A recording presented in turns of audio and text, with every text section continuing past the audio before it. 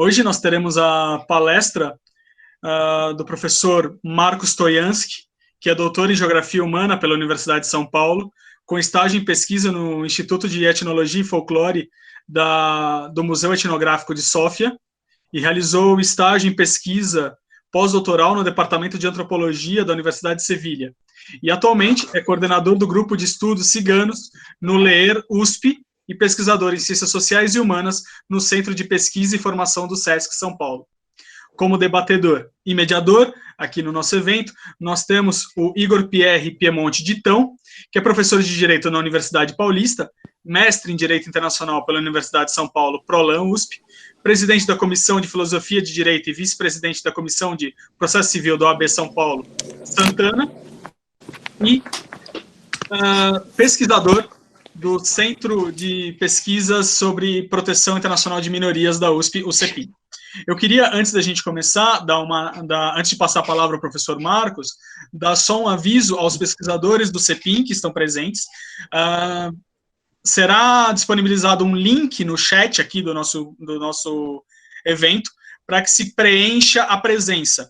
Mas atenção a todos aqueles que estão acompanhando hoje. É só para controlar a presença dos pesquisadores do CEPIM. Os demais participantes não precisam se preocupar com isso. Tá? Muito obrigado a todos, novamente, e com a palavra o professor Marcos, por favor. Muito obrigado, Felipe. Eu quero agradecer aos organizadores, professor Paulo Casella, professora Maria Luísa Tucci Carneiro, que é também coordenadora do LEER USP, onde eu desenvolvo um projeto dedicado aos ciganos, enfim, projeto atual. A intenção, enfim, é coletar as narrativas diaspóricas de grupos variados ciganos. Eu, enfim, gostaria de começar essa apresentação com uma pergunta, enfim, que é sempre importante quando a gente se depara, enfim, com ciganos, é quem são os ciganos? Então, a gente, enfim, entende os ciganos como um grupo étnico, né, enfim, que existem duas formas distintas. Enfim, então, os ciganos são parte dos respectivos estados onde vivem. Então, existe o cigano balcânico, romeno, búlgaro, cigano brasileiro. Igor, por favor, pode colocar os slides?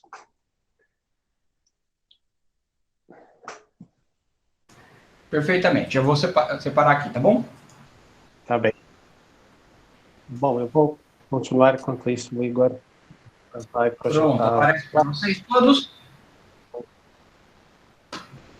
Agora sim, pode pôr o segundo, por favor.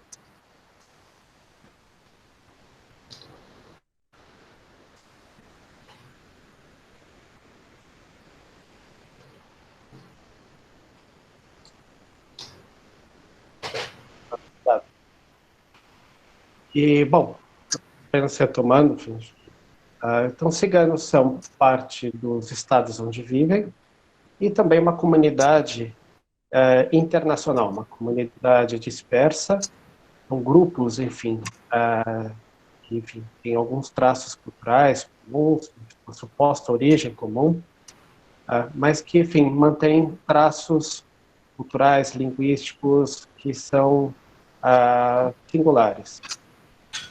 Então, essa ideia, enfim, de ciganos como uma diáspora, ela, enfim, é bastante desenvolvida, ganhou muita força no século XX. Então, a gente tem algumas narrativas diaspóricas, vou contar rapidamente algumas, para que vocês tenham alguma ideia, enfim, do que significa uma diáspora cigana. Então, a primeira narrativa vincula os ciganos à Índia. Então, enfim, foi a partir das semelhanças linguísticas que, enfim, se chegou a uma suposta origem indiana. Então, os ciganos seriam um povo que saiu da Índia, enfim, há aproximadamente 1000 anos, um pouco mais, migrou para o Ocidente, passando pelo atual Irã, chegou na Anatólia, e, enfim, da Anatólia na região balcânica europeia, e dali se dispersou pelo restante da Europa, e da Europa depois para o continente americano. Essa, enfim, é a versão mais conhecida, mais aceita também. que vinculou ciganos à Índia, em um grupo que está muito vinculado à Europa também. Então, da Índia, chegou à Europa e da Europa se dispersou no continente americano. A segunda narrativa, que é muito difundida, principalmente por ciganos evangélicos, relaciona a origem cigana a Israel. Então, é claro, não apenas ciganos evangélicos, outros grupos, incluindo não ciganos, que defendem que os ciganos teriam uma origem judaica, e que Israel teria ido para a Índia, e depois de ter passado um tempo na Índia, o grupo voltou para o Ocidente e chegou na Europa. A terceira, que está desaparecendo um pouco nos últimos anos, relaciona os ciganos ao Egito. Então, alguns nomes por quais ciganos são conhecidos, como gitano, gypsy, inglês, são derivados de Egyptian. Então, a ideia de que os ciganos seriam um povo egípcio chegou à Europa e lá permaneceu por muitos séculos. Tem outras narrativas diaspóricas também, né, que a gente tem que tratar cigano balcânico. Alguns se referem à Iugoslávia como terra dos ciganos, isso em decorrência das múltiplas rediasporizações que o grupo passa e passou ao longo dos séculos. Então, através da música, da língua, o grupo se identifica com a ex-Iugoslávia, um estado que não existe mais, na forma como existia. Então, nós temos, assim, uma série de narrativas que, enfim, tentam dar conta da origem dos ciganos e agrupar todos os diversos, enfim, grupos numa unidade. Esses grupos, apesar de dispersos em diversos momentos, buscaram, enfim, uma articulação política que fosse capaz de unificar o grupo. Então, a gente tem alguns movimentos que surgiram já nos Balcãs no século XIX, que reivindicavam igualdade para os ciganos, enfim, nas sociedades em que viviam. No começo, na primeira metade do século XX, uma família também cigana polonesa, muito inspirada, enfim, por ideias sionistas, também desenvolveu um projeto de criar um Estado cigano. Então, ele chama de Romanistão. Então, ainda alguns ativistas ainda alimentam essa ideia de ter um Estado próprio para os ciganos. Eles localizaram esse Estado em diversas regiões, na África, entre Índia e Paquistão, enfim, até como uma região autônoma da França, mas nunca conseguiram, enfim, de fato, criar um Estado territorial, como a gente conhece os demais, para os ciganos. A partir da segunda metade do século XX, a gente tem alguns movimentos ciganos que, após a Segunda Guerra, enfim, então, houve uma destruição enorme, enfim, das comunidades ciganas da Europa Centro-Oriental, dos projetos, das ideias políticas, e algumas começam a renascer na Europa Ocidental após a guerra. Então, nós temos ali, enfim, alguns ativistas que buscam, enfim, criar um projeto que fosse capaz de dar conta das necessidades dos ciganos, de unificar os grupos num contexto europeu muito transformado. Então, a partir dos anos 70, a gente tem, enfim, surge na Inglaterra, com forte apoio da ex-Iugoslávia, o primeiro Congresso Cigano Mundial, foi no início da década de 70, e enfim, como uma tentativa de unificar os diversos grupos, enfim, de adotar uma narrativa diaspórica comum a todos, a origem indiana, estabelecer laços com a Índia, adotar uma bandeira, um termo genérico para todos os grupos, enfim, símbolos assim, enfim, que seriam de uma nação. A partir desse congresso surgiram outros, organizações ciganas internacionais, né, que, enfim, atuavam principalmente na Europa, enfim, e a ideia de que os ciganos seriam uma nação sem território. Então, claro que não é uma ideia que surge nos anos 90 com muita força, mas que não se esgota, não para ali. Então, enfim, sempre desenvolvimento de ideias, enfim, ciganos que defendem o duplo pertencer, enfim, como uma comunidade nacional, minoria transnacional e comunidade global. Então, muitas ideias são desenvolvidas, enfim, por intelectuais ciganos, buscando, enfim, uma maior participação, enfim, defender os interesses de um grupo que é muito perseguido, muito discriminado, e, enfim, e unificar os diversos grupos. Então, essa tem uma visão geral, enfim, dos ciganos e da articulação política. Igor, acho que pode pôr o próximo, por favor. Bom, apesar, enfim, de ser uma comunidade que se vê, enfim, como um grupo diaspórico, com uma articulação política, os ciganos são muitas vezes, enfim, considerados, enfim, como grupos que não estariam de acordo com a lei, enfim, como criminosos, trapaceiros, enfim, uma série de estereótipos, enfim, que impedem, enfim, a integração, a aceitação plena dos ciganos. Enfim, então são tanto estereótipos negativos, criminosos, não confiáveis, trapaceiros, preguiçosos, como, enfim, outros que associam ciganos com uma vida livre, alegre, enfim, uma ideia romântica do que é ser cigano. Então, esses estereótipos, eles continuam vivos até hoje. Então, um pouco mais adiante eu vou comentar alguns casos, enfim, e vai ficar fácil identificar como esses estereótipos sobrevivem ao longo de tanto tempo. Acho que pode pôr o próximo. Então, aqui a gente tem, enfim, falar rapidamente, enfim, sobre o que seria, enfim, esse histórico de anticiganismo, né, de perseguição. Antes do nazismo, enfim, talvez seja o ponto alto da perseguição, do extermínio de ciganos na Europa, os ciganos já eram perseguidos, já existia uma legislação cigana, enfim, a história dos ciganos, enfim, mesmo em território alemão, enfim, ou em outras partes da Europa, era uma história de conflitos, de perseguição, de discriminação. Então, a gente tem, assim, bem brevemente, o Estatuto de Pureza de Sangue, enfim, que a professora Maria Luísa Tucci Carneiro desenvolveu muito bem, enfim, que também colocava os ciganos, enfim, no grupo dos infectos de sangue. A gente tem a escravização nos territórios da atual Romênia, então ainda é uma história que está se tornando cada vez mais conhecida, mas ainda muito pouco conhecida. Enfim, o fato de ciganos terem vivido como escravos no que hoje é a Romênia por quase 500 anos, aproximadamente 500 anos, até 1864, então, final do século XIX, né? Enfim, e também, enfim, uma legislação criada para perseguir os ciganos na Alemanha antes de Hitler.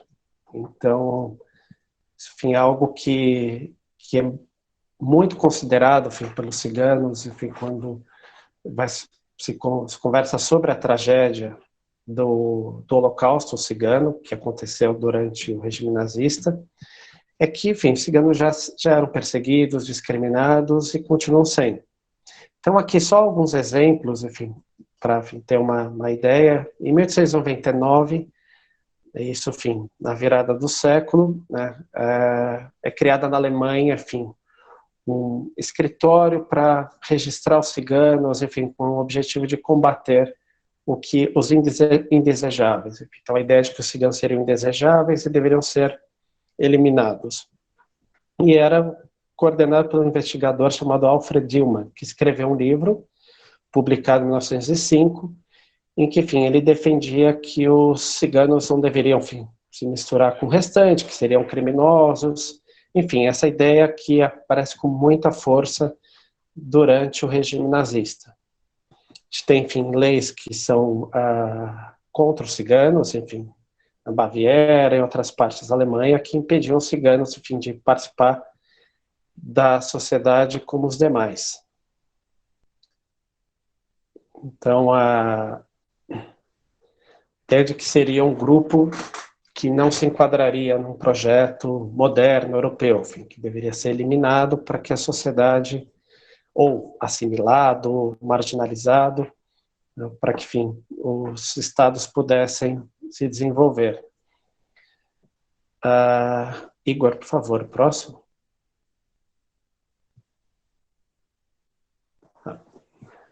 Bom, aí, enfim, a partir da década de 30, a gente, enfim, os ciganos passam por uma intensificação, né? A perseguição aos ciganos é intensificada, existe, enfim, um projeto de reordenamento racial e político da Europa, enfim, um projeto germano-maníaco, né? Que busca perseguir, aniquilar minorias como judeus e ciganos, reprimir oponentes políticos, ideológicos, homossexuais, grupos cristãos, deficientes físicos também eram eliminados, que, enfim, também classificava povos eslavos como inferiores, enfim, criava entidades raciais, enfim, mesmo em grupos muito heterogêneos, como judeus ou ciganos, que eram consideradas como sub-humanas. Então, assim como os judeus, os ciganos também foram designados para aniquilação total, com base numa visão eugenista alemã e em teorias conspiratórias também. Então, um historiador chamado Michel Zimmermann, ele escreve, enfim, sobre a associação dos ciganos com os judeus, enfim, claro, uma associação feita pelos nazistas, que associavam os ciganos ao mito do complô judaico para conquistar o mundo. Então, os ciganos seriam considerados espiões dos judeus. E também, enfim, a ideia de que ciganos seriam, enfim, um povo atrasado, que, enfim, não poderia, que deveria ser eliminado para, enfim, criar a nação alemã. Então, mesmo que a ideia fosse, enfim, inicialmente vinculada a uma erradicação de um estilo de vida, de um povo, os traços biológicos, enfim, não havia diferença entre um traço biológico e, enfim, um estilo de vida, enfim. Então, um era derivado do outro. Então, uma estimativa que, enfim, aparece e hoje é usado um número como número aproximado de mortos é de 500 mil. Então, no começo da década de 70, a gente tem o trabalho do Donald Kenrick, que, enfim, estima em 272 mil mortos ciganos pelo regime nazista. A gente tem, enfim, alguns pesquisadores que estimam que o número foi muito maior, que chega a 1,5 milhão. Mas, enfim, o número mais difundido, enfim, é muito difícil chegar com precisão no número de ciganos que foram mortos, é de 500 mil, 500 mil de ciganos. Então, a gente tem uma legislação que, aqui logo no começo, nas leis de Nuremberg, ciganos são citados, enfim, como povos estrangeiros, que não poderiam casar com alemães. Em 1936, 800 ciganos são enviados para o campo de Marzahn, em Berlim. Em 1938, Himmler formulou um decreto de combate aos ciganos. Já nesse momento, enfim, há a participação de pesquisadores, como o médico Robert Ritter, que busca, enfim, comprovar, buscar provas científicas para demonstrar o pertencimento dos ciganos a uma raça inferior, e cria, enfim, critérios para separar o que seriam ciganos puros dos ciganos mestiços, e a ideia de que os ciganos mestiços eram mais propensos ao crime. Então, o que eles dependiam é que os ciganos seriam criminosos genéticos. As deportações aumentam. Em 1942 tem o decreto de Auschwitz, que, enfim, ordena a deportação dos ciganos para Auschwitz, onde aproximadamente 21 mil ciganos morrem, né? E, enfim, e o extermínio continua até o final, enquanto a máquina nazista consegue operar. Quantos ciganos morreram na guerra? Enfim, é difícil, chegar, como eu já disse, né? Há, alguns estudos, né, são poucos trabalhos, que tentam dar conta do Holocausto cigano, e menos ainda sobre o processo pós-guerra, o processo de acerto de contas com a Alemanha, de integração dos ciganos. A gente tem algumas contribuições, Sybil Milton, Gilad Margalit, que foi um pesquisador, historiador israelense, Gunther Levy, Michel Zimmermann, Ian Hancock, que é um ativista, pesquisador também cigano aposentado da Universidade do Texas, Friedlander, enfim, com algumas diferenças com relação à interpretação da perseguição e o número de vítimas. E, bom, se, enfim, tem pouco sobre isso, né, sobre a guerra, tem menos ainda do pós-guerra. Então, apesar de ter sido a mais brutal e avassaladora tentativa de aniquilar os ciganos, há pouquíssimos estudos, enfim, sobre isso. A primeira, Igor, desculpa, acho que pode ir para o próximo, por favor.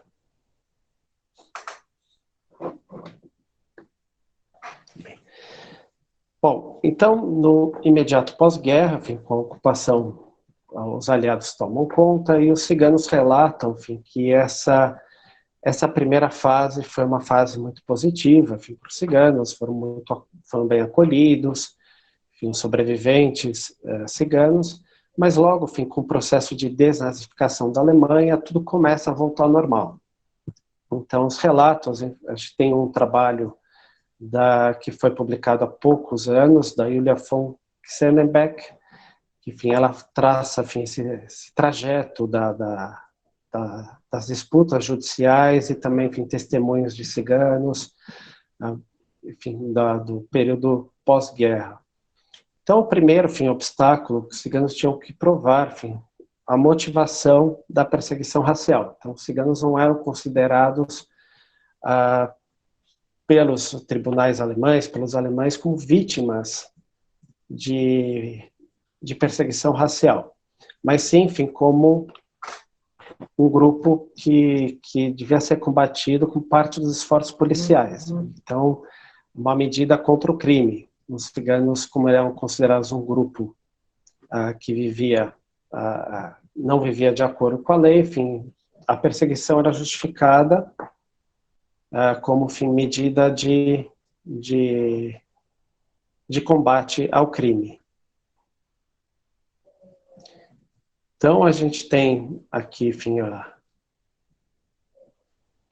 os tribunais alemães, que em geral consideravam a perseguição dos ciganos antes do decreto de Himmler de 1942 como parte dos esforços policiais. Então, só a partir de 43, o decreto de dezembro de 42, que, um pedido de perseguição racial poderia ser considerado.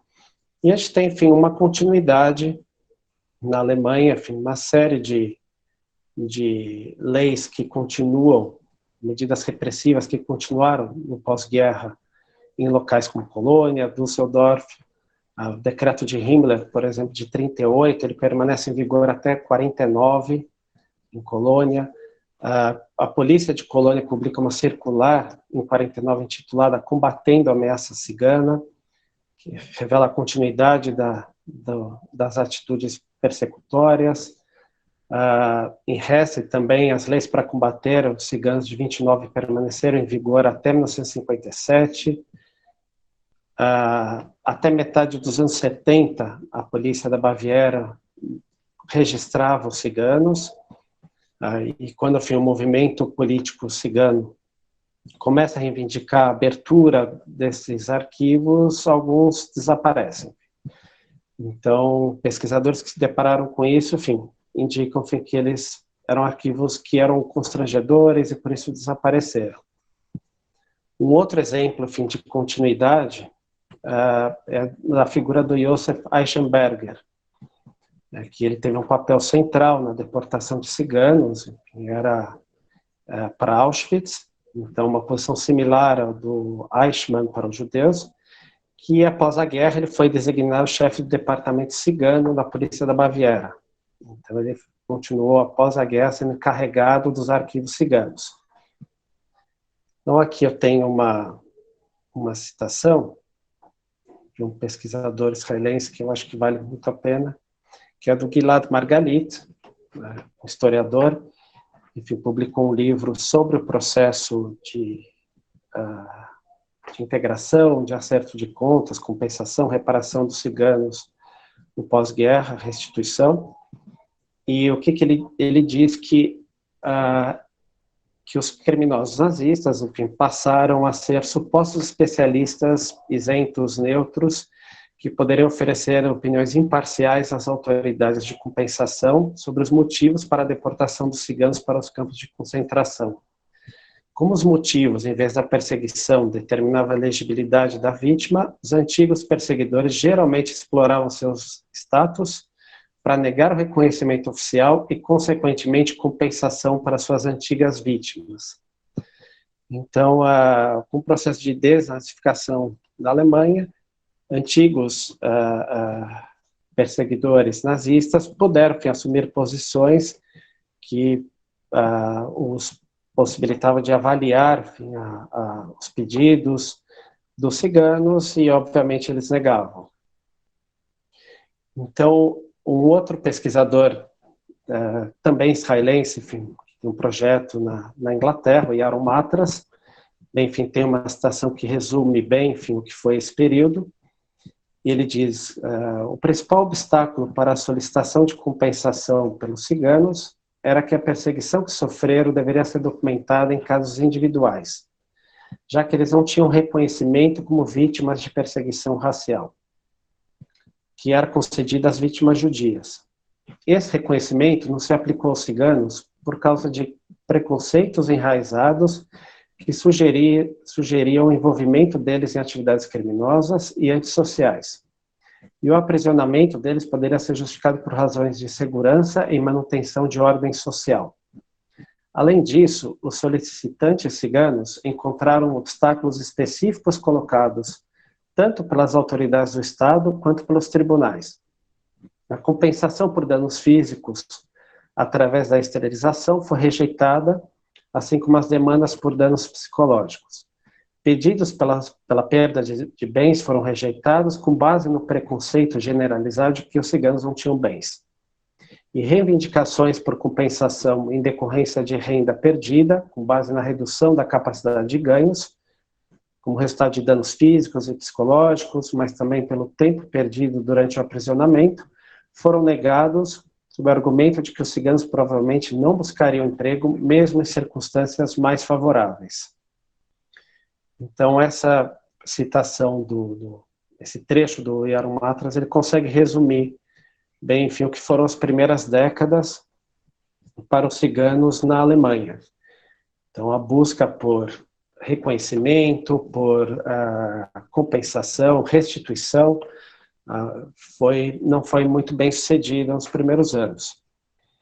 Então, a situação começa a mudar, enfim, na década de 70, tem, enfim, também uma mobilização, a mobilização política cigana, que acontece na Inglaterra, acaba incorporando também os ciganos alemães, que, enfim, acabam acolhendo e participando de um congresso mundial Romani em 1981, conseguem articular apoio de outras instituições na Alemanha, como a Organização Alemã de Direitos Humanos, chamada Sociedade para os Povos Ameaçados, tem apoio também de igrejas evangélicas da Europa Central. Enfim, então, esse é o momento, enfim, que os ciganos conseguem, enfim, mobilizar, né, para despertar a história dos ciganos durante a Segunda Guerra, o extermínio que sofreram, sensibilizar, enfim, os alemães a, enfim, reivindicar o reconhecimento oficial e, consequentemente, enfim, reparações, enfim, restituição de bens.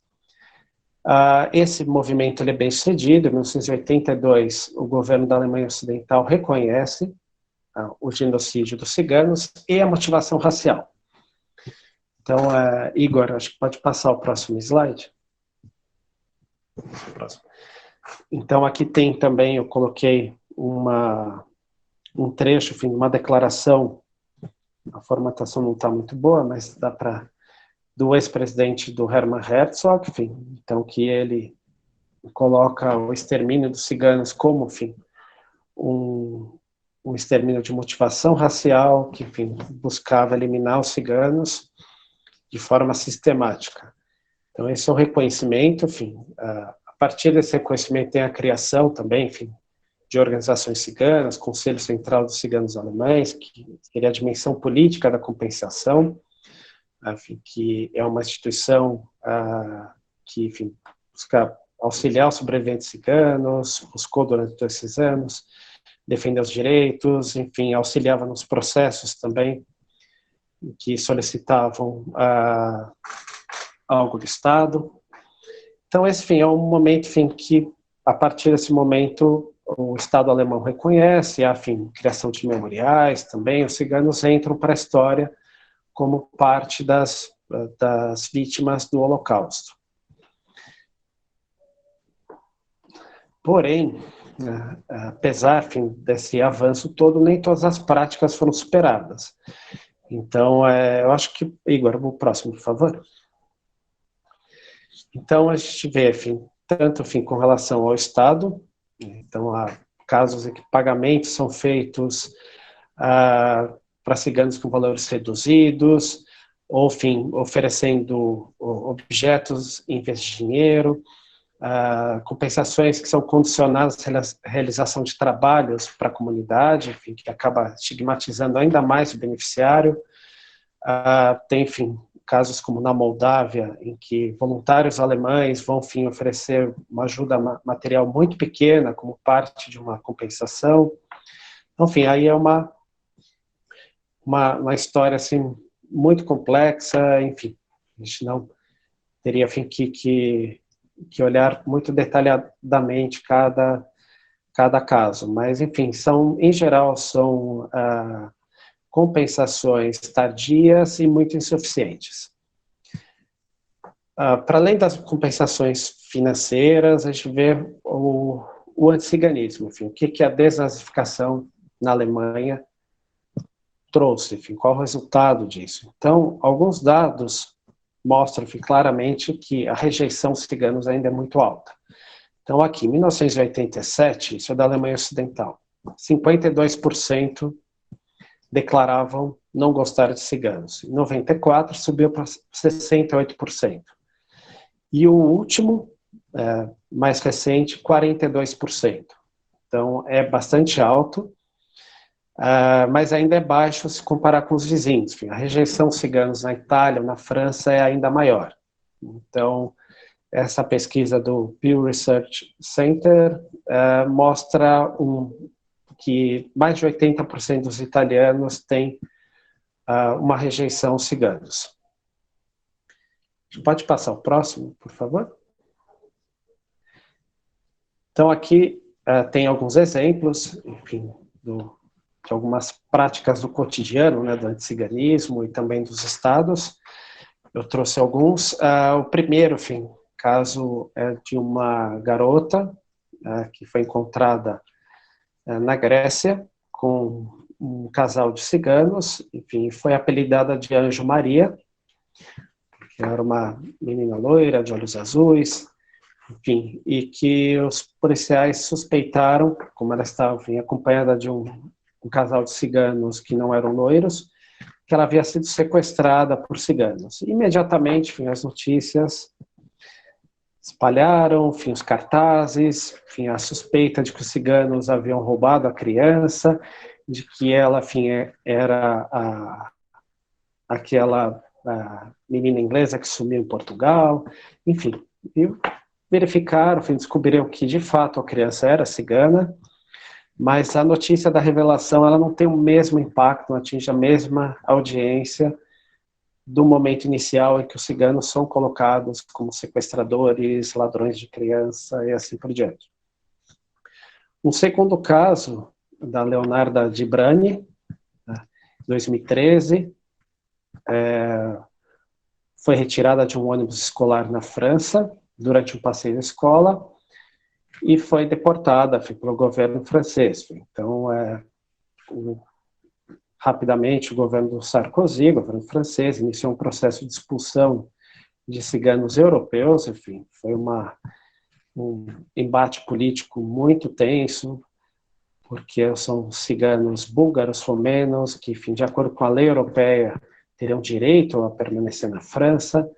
Então, foram deportados para a Bulgária, para a Romênia, os ciganos pobres, obviamente. O sucessor Hollande também continuou com a deportação. Então, essa família da garota cigana foi deportada. Enfim, há relatos de que a família foi hostilizada no Kosovo, para onde foram deportados. Um outro exemplo, enfim, tem ataques nacionalistas na Ucrânia, enfim, que foi anunciado por Facebook em 2018, sem qualquer intervenção policial.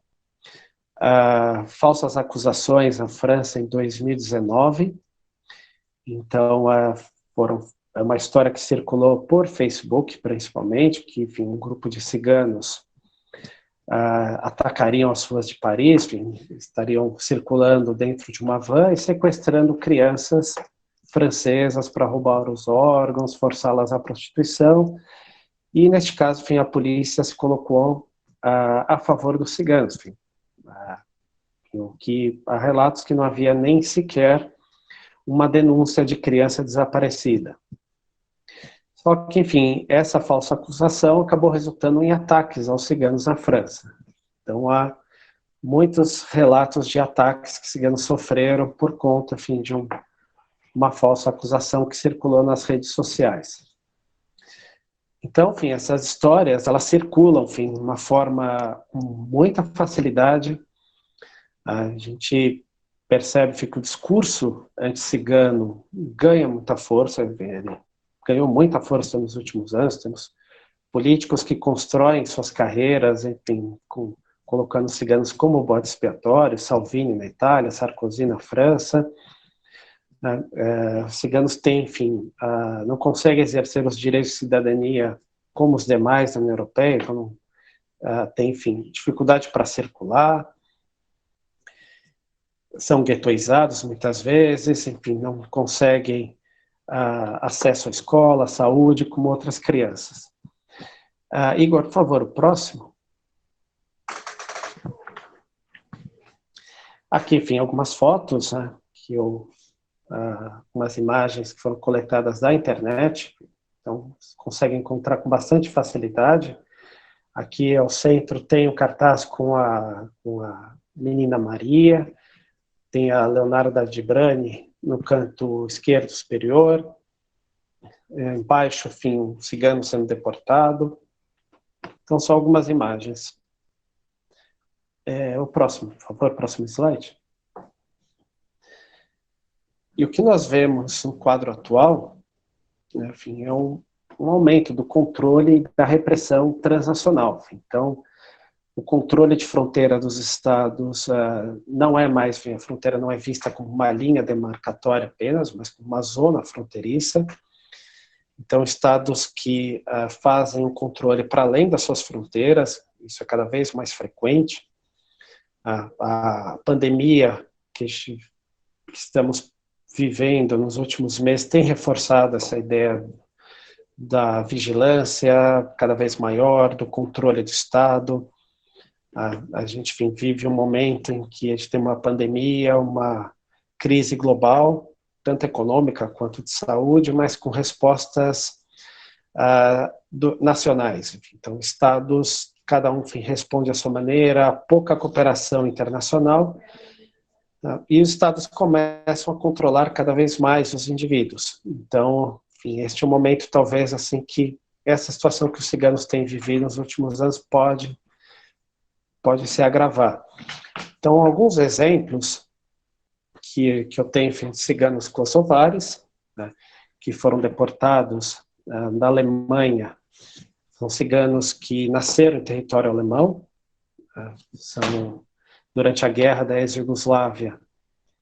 Eles foram acolhidos pela Alemanha, fugiram da ex-Jugoslávia.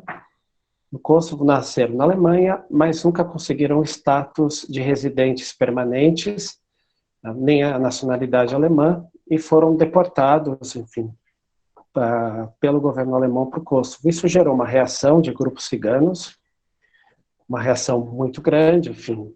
Algumas deportações foram canceladas.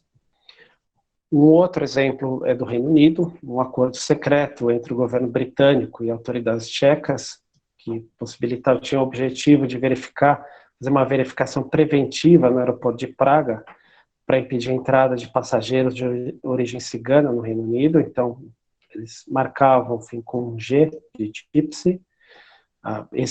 Esses exemplos eles são bem descritos pelo Huub van Baar, que é um pesquisador holandês. Então, o trabalho dele traz muitos exemplos, tem exemplos como da criminologista Dina Siegel, que, enfim, que na TV, durante, enfim, uma conversa, para uma audiência muito ampla, diz que boa parte do crime nos Países Baixos é comandado por ciganos, enfim, sem que ela consiga demonstrar. E, enfim, o Huub van Baar demonstra que a pesquisa que ela fez não tem, enfim, nenhum rigor científico, mas acaba estigmatizando ainda mais o grupo. Enfim, uma série de exemplos que demonstram, enfim, esse momento em que ciganos são forçados ou guetoizados, então forçados impedidos da livre circulação, que é um dos princípios da União Europeia, e, por outro lado, são deportados, enfim, colocados em movimento. Você coloca o próximo, Igor, por favor? Então, aqui para finalizar, nós temos, enfim, essa situação em que ciganos são considerados pessoas em perigo, ora pessoas em perigo, ora pessoas perigosas. Então, o movimento cigano conseguiu, ao longo dos últimos anos, demonstrar, enfim, a situação de pobreza, marginalização que alguns ciganos vivem em solo europeu, que seriam pessoas em perigo que precisariam ser integradas, enfim, de auxílio dos estados para, enfim, conseguir também a paridade com os outros cidadãos, enfim, exercer a cidadania como os demais. E, por outro lado, enfim, ciganos são considerados como pessoas perigosas, enfim, que devem ser expulsas, banidas, cuja entrada deve ser impedida, que, enfim, são suspeitos de sequestro, de crime, e a vigilância deve ser aumentada por eles, pelos estados, contra eles. Então, enfim, as duas imagens acabam impedindo, enfim, a igualdade dos ciganos aos outros cidadãos da União Europeia. Há também, enfim, muitos relatos de barreiras aos serviços públicos. Os ciganos não têm o mesmo acesso nem à saúde, nem à educação, são separados, às vezes, em escolas, como, enfim, muitos relatos da República Tcheca. Enfim, e essa ideia de que são considerados como ameaças à segurança nacional, ou, enfim, como uma população que necessita, assim, de apoio, em que não é, enfim, capaz de se desenvolver como as demais. Então, enfim, a gente consegue perceber, enfim, uma continuidade, tanto, enfim, do anticiganismo, de estereótipos, um grupo muito estigmatizado, né? Enfim, ao longo de muito tempo, né? Tentei percorrer aqui um período bastante grande. Bom, então acho que eu vou finalizar agora e a gente pode começar as perguntas. Obrigado, Igor. Professor Marcos, todos me escutam? Pode me dar um ok para ter certeza que todos me escutam, por favor. Vamos lá. Primeiramente, parabéns, muito obrigado pela participação. Em nome do CEPIM, nós ficamos extremamente honrados com a contribuição, principalmente por um tema que, como o senhor mesmo falou, parece que é um pouco negligenciado pela academia, infelizmente. E é sempre bom alguém assumir essa frente. até indico a todos, inclusive uma das perguntas do pessoal foi sobre se haverá algum tipo de compartilhamento da referência bibliográfica. Então, já para indicar, já para responder na frente, eu indico que está disponível no banco de tese da USP a tese do professor. Eu li, tá? Eu adorei, foi maravilhosa. Sei que pode parecer um pouco de puxa-saquismo, mas realmente, olha, parabéns pelo trabalho.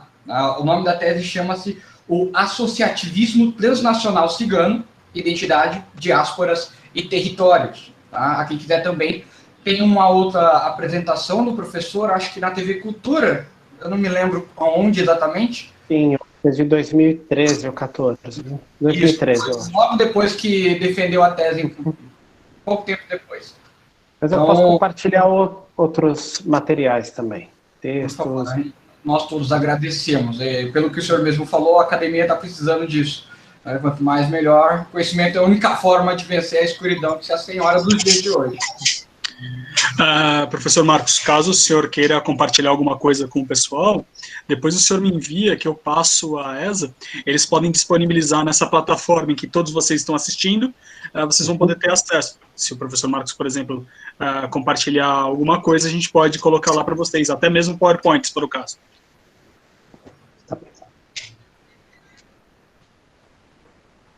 Perfeito. Vamos lá.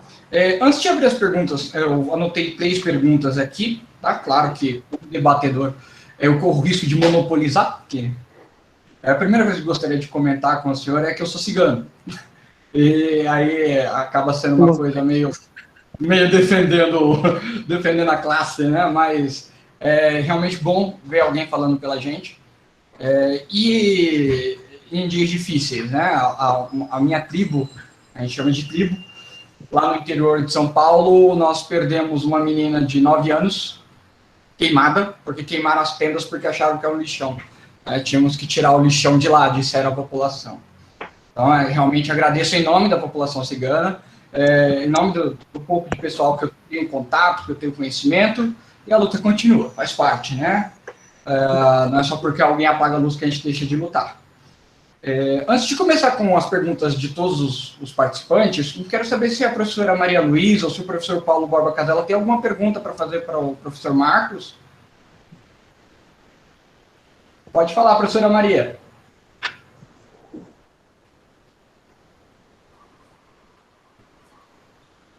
Muito bem.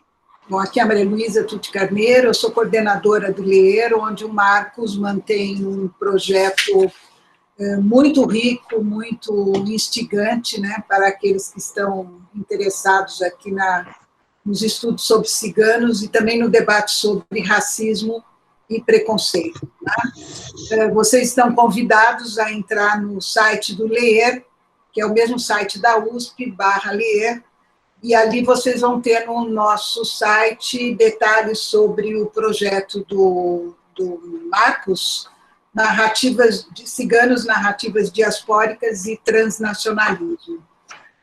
Eu quero lembrar que alguns anos atrás, acredito que há uns 3 ou 4 anos, né, Marcos, nós organizamos um grande congresso sobre ciganos, história e memória dos ciganos, com a presença e apresentação, principalmente de trabalhos com pesquisadores ciganos. Então, eu acho que uma das iniciativas do LEER, que seria interessante vocês conhecerem, é exatamente somar forças com os grupos que são discriminados e, a partir daí, tentar incentivar pesquisas, né, e abrir um debate como esse que nós estamos aqui organizando em colaboração com o CEPIM.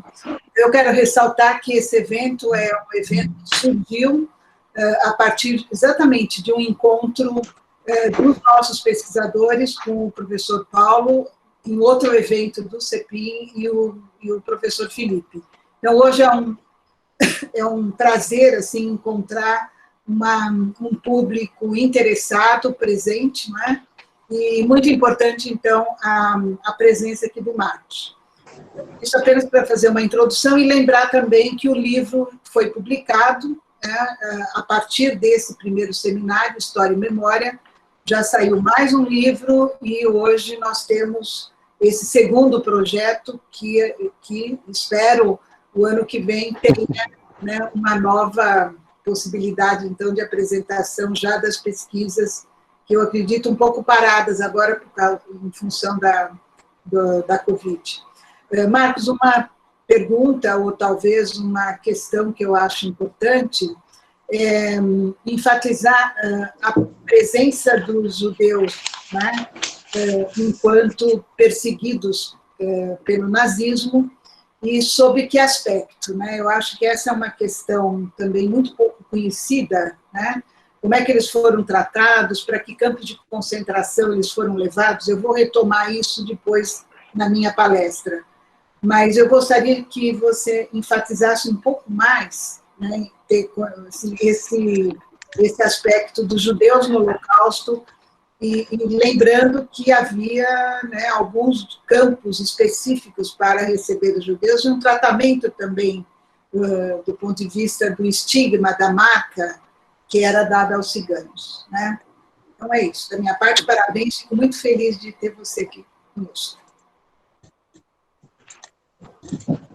Professor Marcos Stoyansky, eu gostaria de agradecer a sua palestra de hoje, e o Igor fez questão de dar esse espaço, porque quando a gente acha que a barbaridade cometida pelos homens contra os seus semelhantes, a gente já conhece, ainda descobre outras vítimas, as quais ainda por cima tinha sido negado o direito ao reconhecimento da identidade e da violência. Então, no conjunto dos trabalhos desse Fórum Permanente sobre genocídios e crimes contra a humanidade, a sua contribuição é muito importante.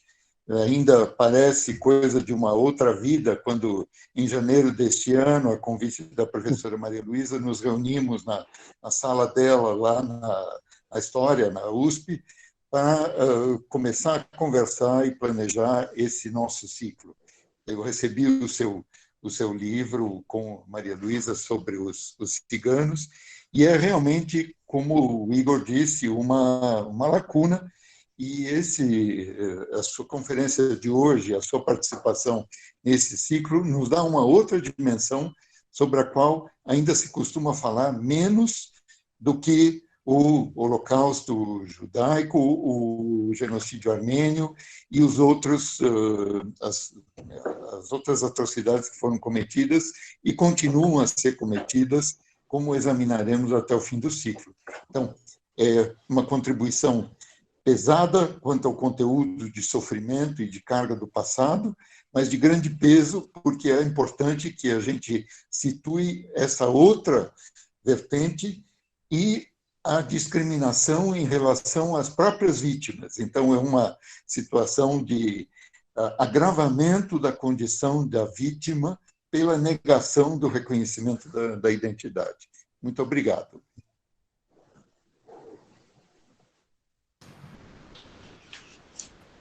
Vamos lá. Eu vou passar para as perguntas dos demais participantes. Vou deixar as minhas por último, para não monopolizar, porque eu tenho só umas 40 perguntas. A gente tem a noite toda pela frente, eu acredito. Vamos lá. Gente, primeira pergunta do nosso colega, membro do CEPIM, do BIP. Ele pergunta, no caso do Brasil, se houve alguma perseguição grande ou alguma coisa atual, como nos outros eventos históricos, se existe alguma coisa em grande escala de perseguição a cigano no Brasil?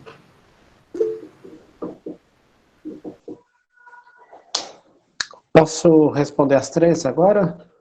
Sim. Tá bem. Bom, eu vou falar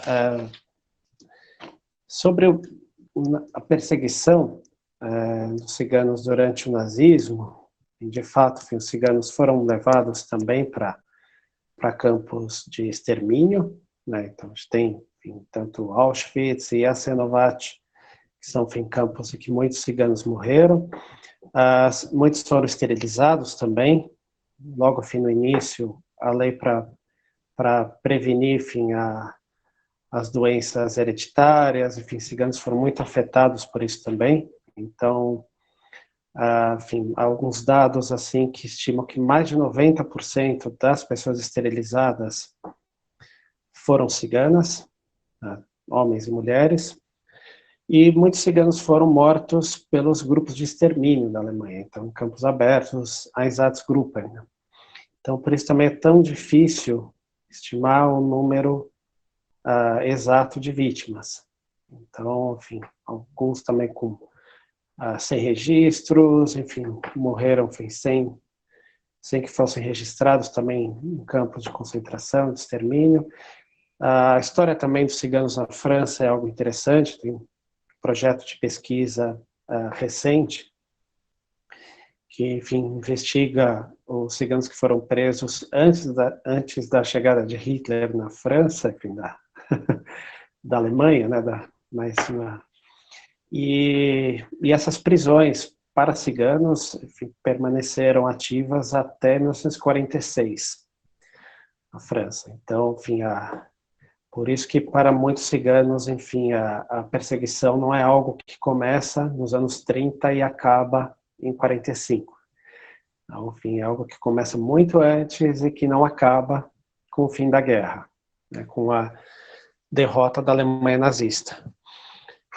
A gente tem, de fato, enfim, acho que apareceu, enfim, as falas, assim, enfim, os judeus, os ciganos, enfim, poucas situações em que há um espírito um pouco competitivo nas narrativas, em geral, enfim, um espírito cooperativo entre as vítimas. Então, há muitos estudos que são feitos sobre os ciganos nessa época são feitos por judeus. Então, eu citei Margalit, Milton, Matras, enfim, são pesquisadores judeus também. Então, enfim, em geral, há enfim, uma cooperação entre os grupos, são grupos diferentes, enfim. Não dá, enfim, como alguns até, enfim, costumam sugerir que, enfim, ciganos são judeus, né, mas são grupos bem diferentes, mas que, enfim, passaram por situações históricas muito semelhantes, né, de perseguição principalmente. E que essa memória de perseguição, memória coletiva, acaba definindo essas fronteiras com as sociedades mais amplas, né? Então, um histórico quase ininterrupto de perseguição. Claro que não com a mesma intensidade em todos os lugares ao mesmo tempo. Então, o que a gente vai ver, por exemplo, na Romênia, no momento da escravização na Romênia, não acontecia isso em outras regiões da Europa, enfim, ao mesmo tempo, da mesma forma.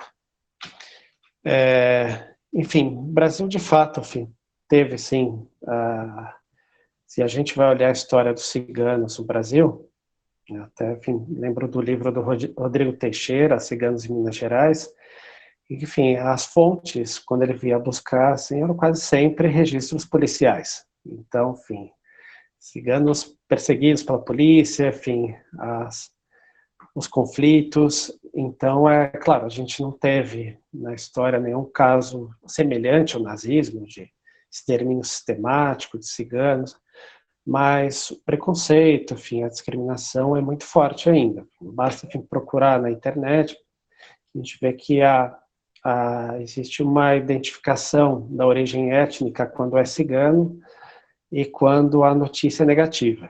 Então, enfim, se tem um crime, destacam que a origem é cigana, enfim, então, cigano se envolve numa briga e mata uma pessoa, destacam muito isso. Então, é uma questão ainda muito presente aqui também. Então, existe muito preconceito ainda. Muitos ciganos nem revelam, enfim, a origem étnica publicamente, ainda foi uma questão que não foi superada. Mas, enfim, então a gente tem muitos exemplos, alguns trabalhos foram feitos recentemente, enfim, sobre ciganos. O Brasil é muito vasto, né, mas sobre ciganos, e eu recomendo esse livro do Rodrigo Teixeira, acho que Ciganos em Minas Gerais, acho que é um que me vem agora, né. Perfeito, professor. Obrigado. Eu vou fazer de 3 em 3 perguntas para tentar manter uma coerência entre uma e a outra, tá bom? Tá bem. Vamos lá. Nosso colega Cássio, também do CEPIM, pergunta: há estudos sobre os casos de aniquilação cultural, não necessariamente física, através dos da sedentarização forçada do povo cigano? Se há algum estudo que fala se houve uma aniquilação da cultura cigana, forçando eles a ficarem em determinado lugar, assimilando a cultura daquele lugar, ou algo do gênero.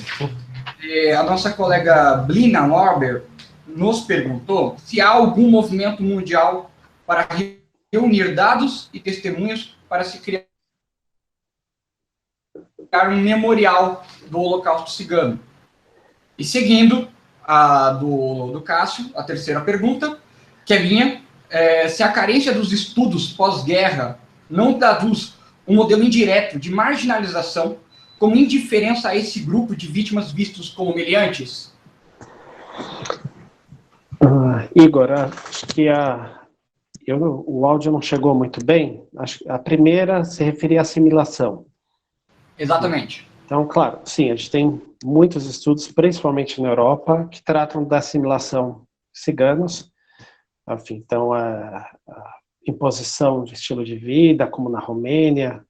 Então, a história dos ciganos na Romênia é interessante, enfim, para observar, enfim, o percurso do grupo naquela região, enfim, regime de escravidão, depois, enfim, o Holocausto, perseguição, enfim, muita gente morreu na região da Transnistria, depois um regime comunista muito autoritário, que assimilava os ciganos à força, enfim, conduzia os ciganos para o chão de fábrica, enfim, abandono cultural, enfim, de tanto trabalho, mas isso a gente vê também em outros locais, na antiga Tchecoslováquia, Bulgária, enfim, a gente teve, claro, um exemplo, uma exceção, que foi a Iugoslávia, enfim,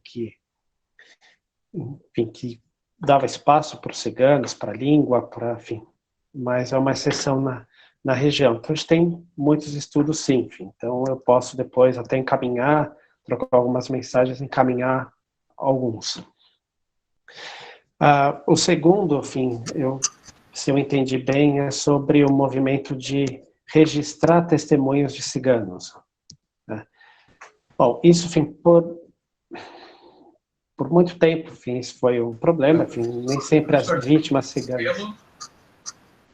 Professor, você está me ouvindo? Na verdade, a pergunta está mais ligada à questão de memória, produção de um memorial do Holocausto Cigano.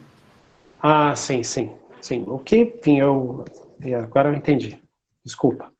O que, enfim, a gente tem nos últimos anos são iniciativas, sim, né? A gente tem, enfim, memoriais na República Tcheca, tem em Lety, enfim, que foi uma disputa intensa. Tem o Museu da Cultura Cigana de Brno, na República Tcheca, que se envolveu, enfim, na criação desse memorial, que é uma fazenda de porcos, enfim, onde ciganos foi um campo de concentração de ciganos. Tem, enfim, o Memorial da Alemanha, enfim, então há de fato, sim, iniciativas, também, enfim, iniciativas criadas por ciganos para, enfim, difundir, enfim, a história, enfim, contar a história pela perspectiva cigana. Enfim, houve muita barreira no começo, principalmente com relação a testemunho, né, enfim, nem sempre pessoas se sentem muito à vontade em contar a história, enfim, quando passaram por situações tão ruins, né, enfim, humilhantes, mas assim, há alguns movimentos e a história do Holocausto Cigano é central para o movimento político cigano, Romania Internacional.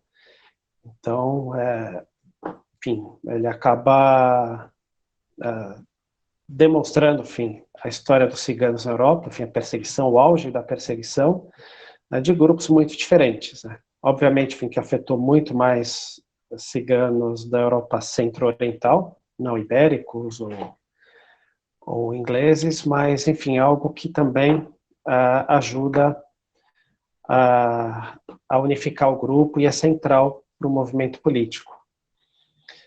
A última pergunta eu não ouvi bem. Poderia repetir? A última pergunta era minha. Se a carência de estudos, né, aquela lacuna na academia sobre essa matéria, sobre o povo cigano, sobre o Holocausto, não seria um resquício no ambiente acadêmico de uma marginalização como indiferença a esse grupo de vítimas que variavelmente é visto como meliante, como membro do crime organizado? Eu acho que sim. Enfim, que há uma suspeita, enfim, eu compartilhei isso com alguns colegas em outras universidades, né, na Espanha, na Bulgária, enfim, e a percepção é essa, enfim, que existe de fato assim um prestígio pequeno, claro que isso está mudando, aqui, enfim, na Universidade de São Paulo, enfim, a Maria Luísa sempre acolheu bem, mas, enfim, ainda há muita resistência, enfim, visões, assim, muito antigas, né, diria antigas, assim, que resistentes, né, enfim, a aceitar novas pesquisas, enfim, uma abertura para enfim, entender os ciganos como, há poucos anos, só cortar um pouco e comentar, eu fiz, enfim, durante a pesquisa pós-doutoral na Espanha, com 2 colegas espanhóis, enfim, pesquisando o movimento evangélico cigano, que, enfim, é um movimento que hoje talvez metade da população cigana espanhola aderiu ao movimento, enfim, cresce em todos os lugares, uma igreja cigana, e, enfim, e o que a gente percebia era uma rejeição, um preconceito muito grande, enfim, porque se tratava de ciganos e evangélicos. Então, isso, enfim, a gente colocou num artigo, que foi publicado, posso mandar depois, também, enfim, comenta, mas de fato, enfim, ainda é algo que precisa abrir muitas portas ainda. Antes de passar para o último bloco de perguntas, o Felipe vai compartilhar uma tela que a professora Maria pediu, tá bom? Professora Maria, se quiser falar. Ok. Fala Maria Luísa, se não me confunde aí com as outras Marias, são muita Maria, no caso. Eu só quero compartilhar um quadro que eu montei para a minha dissertação de mestrado ainda, imagina, em 1972, depois esse livro foi publicado, que é sobre o preconceito racial em Portugal e Brasil Colônia. E acredito que esse foi o primeiro levantamento sobre a questão da pureza de sangue aplicada aos ciganos, aos cristãos novos, aos mouros, que vocês podem ver. E eu fiz um estudo, assim, muito detalhado, que vocês depois podem acompanhar pelo livro também. Eu analisei uma legislação, né, as afoncinas, manuelinas, o Código Sebastiânico, as filipinas, até chegar à legislação portuguesa aplicada ao Brasil. E aqui vocês podem ver, quer dizer, eu estava seguindo aqui os judeus cristãos novos, mas o cigano, ele já aparece discriminado nas manuelinas como um grupo infecto de sangue. A palavra infectado não tem nada a ver com o coronavírus de hoje, não tem nada a ver com vírus, né?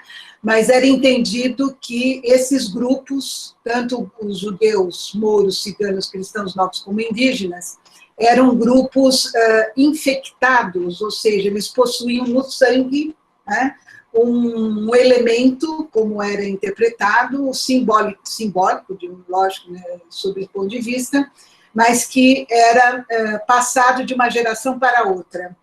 Essa ideia do cidadão infecto ou do elemento infectado pelo sangue impuro é que vai dar origem ao mito ariano, né, que é um tema que eu trabalhei também em um outro livro meu, a questão dos mitos contra os judeus, e é esse mito que vai dar origem ao mito ariano adotado, interpretado e revitalizado pelos alemães nazistas, né?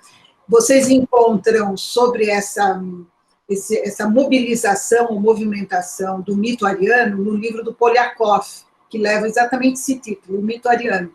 E foi a partir da leitura do Poliakov que eu cheguei, né, a essa aplicação aos diferentes grupos. E vocês vão ver que todas essas leis eram aplicadas ao Brasil e, no século XVIII, essas leis sofrem vamos dizer assim, uma mudança em 1774, a partir das leis manuelinas. Então, é muito interessante, porque os ciganos são discriminados, e aí vem a questão da cultura, que foi perguntada também, eles são discriminados por falar uma língua que na legislação aparece como geringonça.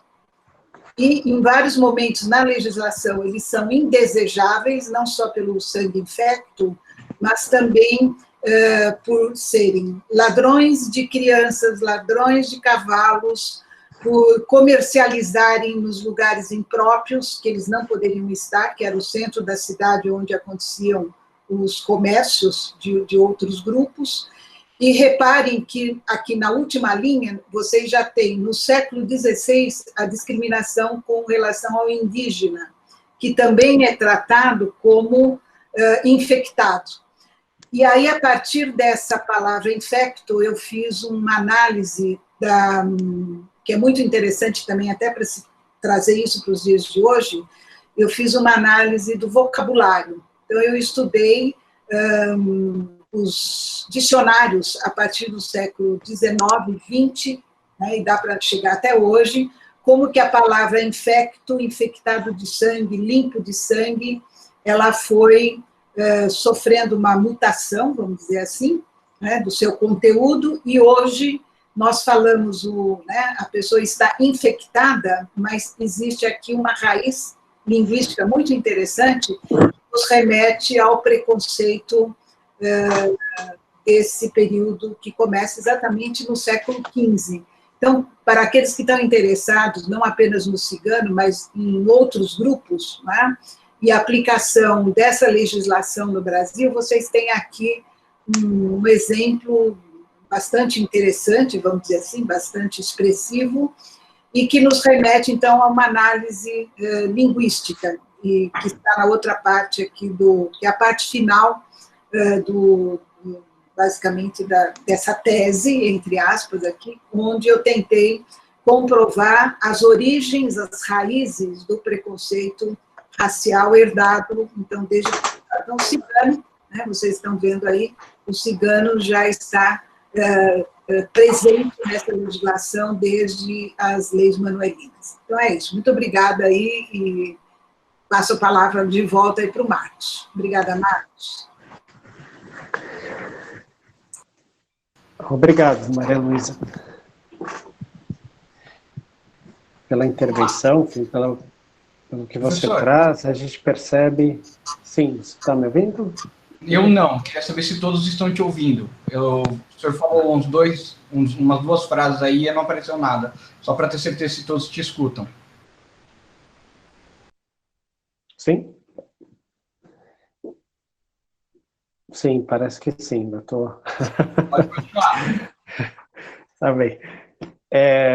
Não, a gente percebe, enfim, pela legislação portuguesa, enfim, que o cigano ele já aparece na legislação portuguesa como infectos de sangue pouco tempo depois da chegada, né? Então, a gente tem o primeiro registro na Península Ibérica, que seria 1425, na Espanha.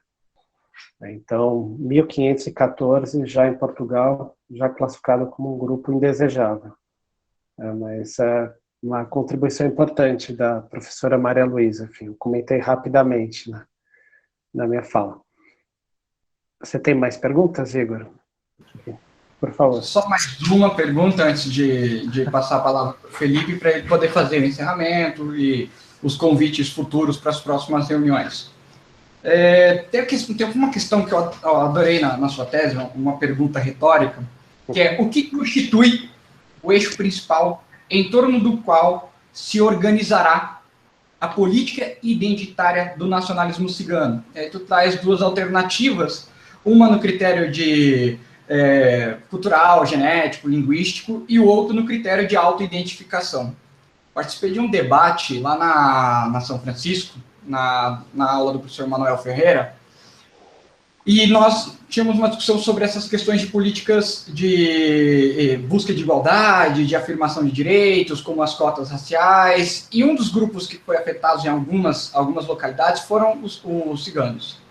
E eu tenho alguns amiguinhos, né, que, sem ter nenhum contato, sem ter nenhum evento, e a gente vê, por ser do meio cigano, algumas pessoas se apropriando de práticas que o povão conhece como cigano, como as 7 saias, a arte da faca, a dança, a leitura de mão, e nós somos um povo extremamente supersticioso, apaixonado pela clarividência, e utilizam isso sempre no sentido mais pejorativo possível, né? E a grande pergunta que eu tenho, essa questão de identidade do cigano, né? Eu, por exemplo, eu sou um cigano da linha... Eu sofro preconceito do não cigano e sofro preconceito do cigano, porque eu fiquei no meio do muro e adotei, por exemplo, uma religião, eu sou protestante. Então, eu tenho uma tia minha que me chamou de traíra, né? Traiu a ideologia cigana, porque eles são muito mais espiritualistas, ligados, por exemplo, ao hindu, ao catolicismo e outras religiões mais espirituais, e o cristianismo é bem ortodoxo, né? É só isso, mais nada, não tem esse negócio de mais influências de outros deuses, religiões ou ídolos e assim por diante. Como que fica essa questão? Porque a gente vê, eu vi no seu trabalho principalmente, que uma identidade do cigano é meio complicada, bem complexa, é quase montar um quebra-cabeça faltando peça. Como que fica isso para o nosso cenário, principalmente nacional? Principalmente uma das grandes contribuições da sua tese é que parece que nós precisamos partir daqui de dentro para poder criar mais força no ambiente internacional. Como que a gente consegue criar uma identidade de um cigano e apresentar isso para quem não é? Sendo que dentro do próprio grupo cigano, eu sou Calon, e aí tem os Rons, que se chamam de Rons aqui dentro, e falam, não, vocês não são ciganos. E aí fica essa briga, né? A gente briga tanto dentro que dificulta ainda mais o reconhecimento lá fora. O que o senhor pode nos falar sobre isso? Não, essa é uma pergunta difícil. Não. Claro, quando a gente fala de ciganos, a gente está falando de grupos, né? Enfim, não é homogêneo, são grupos que nem sempre se reconhecem, enfim, um grupo pode achar que o outro não é cigano como ele, isso acontece aqui no Brasil, acontece em outros lugares, tem, enfim, relatos da União Romani Internacional, enfim, eu falo dos congressos, não é a única organização, né, enfim, que surgiu, muitas outras surgiram, enfim, buscando atuação global, europeia ou global, enfim, de ciganos da Europa Oriental, enfim, que não reconheciam ciganos espanhóis, ingleses, enfim, por outro lado também, enfim, ciganos ocidentais, que é uma divisão, enfim, entre ciganos ocidentais e orientais na Europa. Se a gente observar, claro que há grupos ocidentais, grupos orientais, mas, enfim, os sistemas políticos, as sociedades acabaram moldando essas diferenças. Tem um livro do David Mayo que ele discute exaustivamente, enfim, todas as teorias, enfim, todas as abordagens sobre o que é ser cigano, né? E a resposta, enfim, de uma pesquisadora búlgara, enfim, é muito precisa. Ela fala, bom, esse é um debate do Ocidente, né? Enfim, um debate construtivista do Ocidente, porque na Europa Oriental todo mundo sabe quem são os ciganos, né? Então, ninguém se torna cigano, se nasce, enfim, cigano.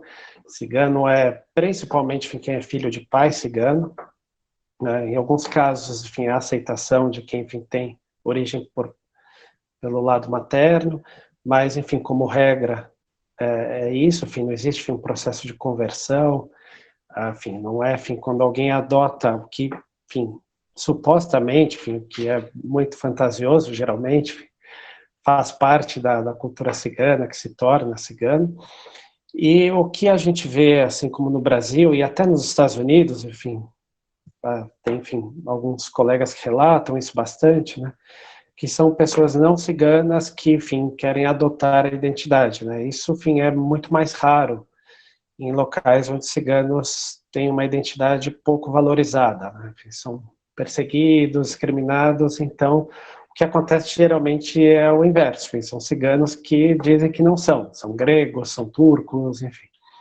Então escolhe uma outra identidade para aliviar, enfim, ter uma relação mais tranquila com a sociedade mais ampla. Então, enfim, o que a gente vê é que, em geral, enfim, os grupos ciganos aceitam o indivíduo como cigano se tiver, enfim, origem cigana. Enfim, tem, claro, que alguns, enfim, consideram que é importante viver, enfim, de uma forma cigana, enfim, uma visão de mundo, enfim, umas práticas, outros nem tanto. Então é muito diverso, né? Então até na esfera política a gente vê que há divergências, enfim, não é consensual. Mas isso também não é exclusividade dos ciganos, né? Então a gente não pode dar tanto destaque, enfim, porque o caminho é sempre cheio de obstáculos, né? Então outros grupos também, enfim, enfrentam diferenças, enfim, o Ian Hancock ele diz, enfim, que essa diversidade é produto da diáspora, né? Então, enfim, não tem como ter unidade e ser um grupo homogêneo, já que está disperso por boa parte do planeta. Mas só rapidamente, assim, para comparar, né, enfim, já que foi falado também de judeus, também existe uma grande diversidade. Então, só assim para deixar isso claro, enfim, o judeu alemão é muito diferente de um judeu iraquiano.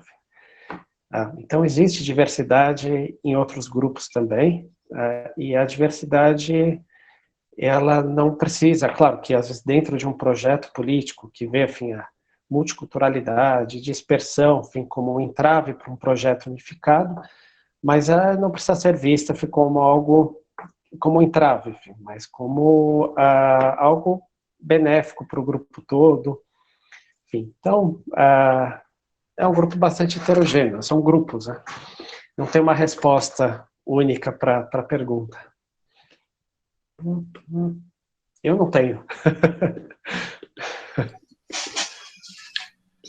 Bom, então eu queria mais uma vez agradecer a presença hoje do professor Marcos Stoyanski e convidar a todas e todos para dia 24, ou seja, daqui a 14 dias, nós teremos o nosso 4º encontro aqui do fórum sobre o Holodomor, o genocídio ucraniano. As inscrições elas já estão abertas, já tem um bom tempo, pelo site da ESO-AB São Paulo. Na verdade, para todas as palestras já estão feitas as inscrições. Então, se vocês entrarem lá no ESO-AB São Paulo, entrando em cursos, vocês vão poder chegar até as palestras de dezembro, até as últimas palestras, e já fica aqui o nosso convite para todo mundo participar dos nossos próximos encontros. É isso, muito obrigado a presença de todos os professores, obrigado a presença de todos os ouvintes, e nos vemos em 14 dias. Boa noite.